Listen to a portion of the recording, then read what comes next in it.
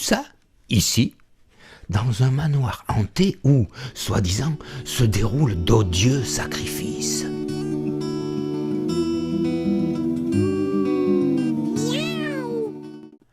En réalité, un vieil homme, sorte de savant fou, est à la recherche du secret de l'éternité. C'est le père Manant. Son père, Temps de Chien, chercheur sur le point de découvrir le secret de la vie éternelle, mourut brutalement. Vous avouerez, c'est ballot.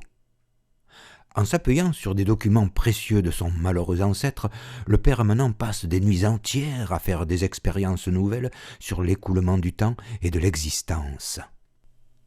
Une nuit, après une manipulation bien étrange faite sur un des sabliers, il part se coucher, un peu découragé. Stupeur. Sa dernière manipulation donne la vie à tous les petits flacons expérimentaux de son atelier. Peu à peu, les sabliers s'animent et visitent la maison. Tout à coup, il découvre le vieux et son chat éternite en plein sommeil. Au petit matin, le père Manant est stupéfait devant le résultat grouillant de ses recherches. « Regarde, éternite, j'ai réussi à glisser la vie dans ces bouts de verre. Regarde, il y en a partout. Des ronds, des pointus, de toutes les couleurs, de toutes les formes.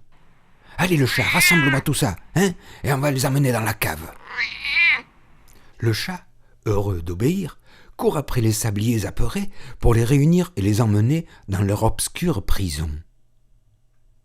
Auparavant, un des sabliers, le plus téméraire, décide de se sacrifier et se laisse capturer afin de négocier l'infâme projet du vieux chercheur. « Je te tiens, te voilà, toi. Tu vas aller dire à tes petits copains qu'ils restent bien sages dans la cave, car je suis sur le point de découvrir le temps perpétuel. Je vais détenir le secret de l'éternité. Je vais vaincre l'existence infinie. Mon pouvoir sera sans limite. Dans l'univers, je serai plus que Dieu. » Au manoir, à coups de rasade de tempestif, un alcool fait maison, le père Manant continue ses recherches, puis va se coucher. De la porte de la cave filtre un peu de lumière. « Hé, qu'est-ce que tu vois ?» s'interrogent ses camarades. « Oh, qu'est-ce que tu vois ?» Le curieux ne répond pas. « Il ne répondra plus jamais, » constate l'un des sabliers. « Il est mort. »« Mort ? » ?»« Mort. Regardez, son sable ne s'écoule plus. Sa position a bloqué ses grains. »« Alors les gars, vous allez faire comme moi, » explique le petit sablier bleu, surnommé Globevie. Vous levez très haut les bras. Et hop, remplissage. Chaque fois que votre globe supérieur est presque vide, recommencez la même opération. « Hé les gars, j'ai une idée, » suggère un sablier courageux. « Je vais tenter une évasion afin d'aller voir ce qui se passe dehors. Vous êtes d'accord ? D'accord. Alors faites-moi une courte échelle. » Trotte-Bulbe, ainsi nommé par ses amis, s'avance sur les chemins, puis découvre, dans du brouillard, d'étranges habitations. Il pénètre dans une maison pour découvrir un être humain qui se goinfre devant un écran lumineux. Il essaie de lui parler, mais rien. Il ressort. Dans la rue, passe une femme en vélo. « Hé, madame, s'il vous plaît, madame !» Affolée, la cycliste appuie sur les pédales et accélère. Plus loin, un brouhaha attire son attention. Il se glisse discrètement dans ce lieu où des tas de gens fument et boivent bruyamment. Écœuré, il ressort en toussant. Plus loin, sous un réverbère, un couple attend. À y voir de plus près, ces gens ne se connaissent même pas. Elle, une bourgeoise à la fourrure au parfum incertain, lui, en triste guenille à l'odeur certaine. Seul leur chien communique. Trotte-Bulbe reprend sa route. Oh, un camion le frôle. Puis, pris par la foule, il se retrouve dans une église. Comme c'est étrange, ce sablier crucifié. Mais les êtres humains descendraient-ils des sabliers ? Il quitte cet étrange lieu en prière pour se retrouver devant un homme. Mon Dieu, mais il ne bouge plus. Il est raide mort. Mort de quoi ? De faim ? De froid ? De désespoir ? La neige commence à tomber. Trotte-Bulbe a de plus en plus froid. Tiens, de la lumière devant ce porche. Il s'approche pour demander un peu d'abri. L'homme à la cagoule se penche vers une femme tout en noir. « Faites comme si vous ne le voyez pas, on n'a pas besoin de ça en ce moment. » Une main soudain l'attrape. « Hé, Joe, vise un peu ce que j'ai trouvé. »« Fous-moi ce truc en l'air et retourne bosser !» rugit un homme qui n'a pas froid aux yeux à la femme qui n'a pas froid aux jambes. Par une fenêtre entr'ouverte, le sablier saute dans une pièce où un jeune homme, hypnotisé par un écran, ne le voit même pas. Plus loin, dans une autre pièce, une famille s'ingurgite des nouvelles qu'un écran vomit. C'en est trop. Trotte-Bulbe n'en peut plus. Il décide de revenir au manoir. La neige redouble et rend son retour de plus en plus difficile. Difficile, difficile. Le sablier, pourtant près du but, est vaincu par les flocons et le froid et s'affale dans la neige qui le recouvre. Éternite, le chat, qui passait par là, à la recherche de quelques oiseaux engourdis, le découvre, puis le ramène au manoir. Après avoir réchauffé le malheureux en lui soufflant dessus, Éternite, le chat, raconte à Trotte-Bulbe comment et pourquoi ces êtres humains qui l'ont tant déçu courent à leur perte. Tout y passe, égoïsme, cupidité, méchanceté, bref. Le bon sens de l'humanité n'étant plus de ce monde, le monde ne tourne plus dans le bon sens. Mais, rassure-moi, ils ne sont quand même pas tous comme ça. Non, répondit le chat, heureusement. Mais ils sont pris dans un tel engrenage que la nature et le climat, soudain, le vieux rentre. « Alors, vieil escroc, où tu l'as trouvé celui-là ?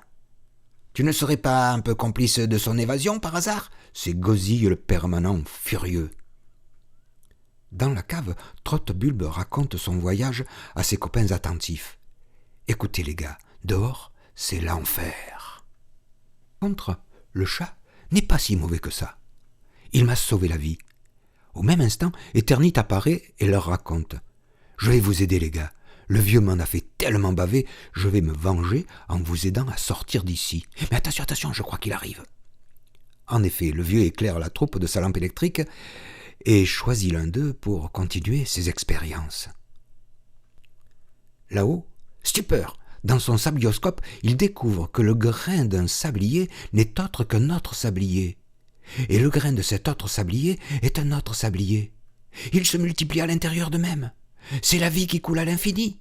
Fou de joie, le vieux fait cul sec d'un coup de bouteille de tempestif et tombe dans un coma profond. Éternite en profite pour descendre à la cave. C'est le moment, le vieux là-haut est ivre-mort. Il siffle 3 fois. Alors apparaît une souris. « C'est mon ami, n'ayez crainte, vous allez la suivre. » Horreur, le trou de sortie dans le plancher est tout près du vieux. N'ayez pas peur, il dort, il en a encore pour longtemps. Ils suivent le matou sur la pointe des vers et se dirigent vers la sortie. Puis s'éparpillent dans la nature, ivres de liberté. Sur les conseils de Trotte-Bulbe, les sabliers s'installent en pleine campagne. Dans les habitations faites d'objets de récupération règne la bonne humeur. Au fil de l'eau, certains s'adonnent au plaisir de la navigation, pendant que d'autres passent au lavoir à pédales. Pour les sabliers au bras court, des fosses de survie sont creusées à même le sol. Un tocsin est même installé afin de prévenir cette nouvelle société de tout danger qui court dans la nature. Un soir, lors d'un concert du chanteur Tempo, l'une de ses notes aiguës casse le verre du sablier Tempête. Alors, comme chaque fois qu'un accident brise le globe d'une pauvre victime, son sable est transvasé dans un sablier géant. C'est la banque de sable. Lieu nécessaire pour leur survie car, dans ce lieu en mouvement perpétuel, des sablonnets peuvent en être extraits. Ceux-ci, grâce à la chaleur et surtout à l'amour, deviendront adultes. Trotte-Bulbe, de temps en temps, retourne faire un petit tour chez les humains. Mais ça ne s'arrange pas. L'argent est de plus en plus le maître du monde, les gens vivent de plus en plus sous perfusion médiatique et deviennent de plus en plus aveugles aux choses naturelles et essentielles de la vie. Alors, ils se sont obligés de prévenir les nouveaux venus sur les dangers qu'ils encourent. Écoutez bien ceci. La planète est devenue un vrai dépotoir. Elle croule sous les rejets des hommes qui consomment à outrance. À cause de l'accélération de cette surconsommation, les ressources de la planète se trouvent à découvert. L'atmosphère ne la protège plus. Elle se réchauffe dangereusement. Conclusion, les hommes qui l'habitent ne résistent pas et meurent dans les déserts qui avancent inexorablement. Des guerres se déclenchent pour la moindre goutte d'eau. L'été, des continents entiers sont la proie des flammes et la réserve de vie s'amenuise d'heure en heure. Leurs grains vivants de terre s'échappent et s'éparpillent dans l'espace. Contrairement à nous, aucun globe inférieur ne peut les récupérer. Un soir d'hiver, où Trotte-Bulbe et Globeville étaient réunis avec leurs amis autour d'un feu de bois, l'un des sabliers prit la parole pour poser une question essentielle. « Dis-moi, Globeville, si j'ai bien compris, nous sommes vivants car nous avons la vie à l'intérieur de nous. » « D'accord. Chacun de nos grains a la vie à l'intérieur de lui. Et ainsi de suite, ainsi de suite, ainsi de suite. » « Eh bien oui, tu as tout compris. »« Oui, mais nous alors, on est le sablier de qui ?» Globeville reste un peu pensif, puis répond avec le sourire au globe. « Soit nous sommes le sablier de quelqu'un tellement grand qu'on ne le voit pas, soit nous sommes le dernier maillon de la chaîne. » Mais toi, Globeville, quelle réponse tu préfères ?